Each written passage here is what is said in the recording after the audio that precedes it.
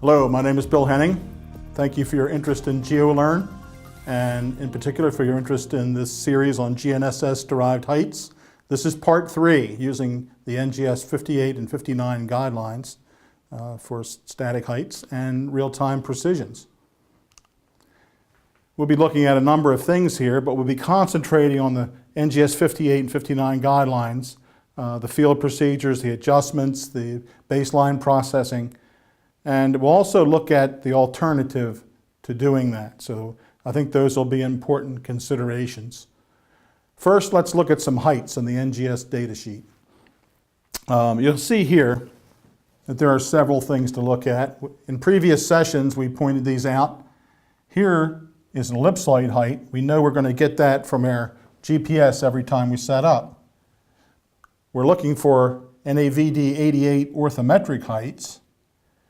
And we're going to use a geoid model, and we're going to use geoid model of 12A in combination with our ellipsoid heights to get us the NAVD 88 orthometric heights. So looking at that, then we'll see the components involved. So if we're doing project work, though, what are we going to use? Are we going to use static GNSS positioning, or are we going to use real time? And I think the real answer here is, are precisions we need, or do we need to localize control at the site? Do we need to calibrate a site? So those two considerations are taken into account.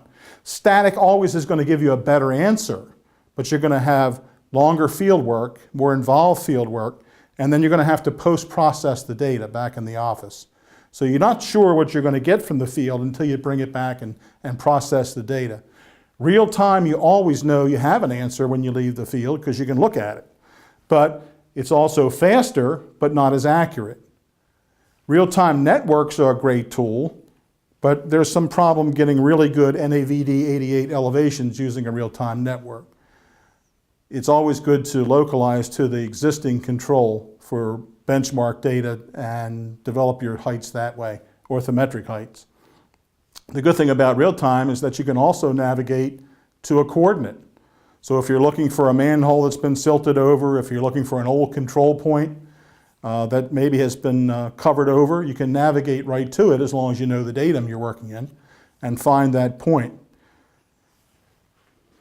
Static is something also you can send static data into NGS. NGS will give you an answer based on your data using the online positioning user service, either for static or rapid static methodologies.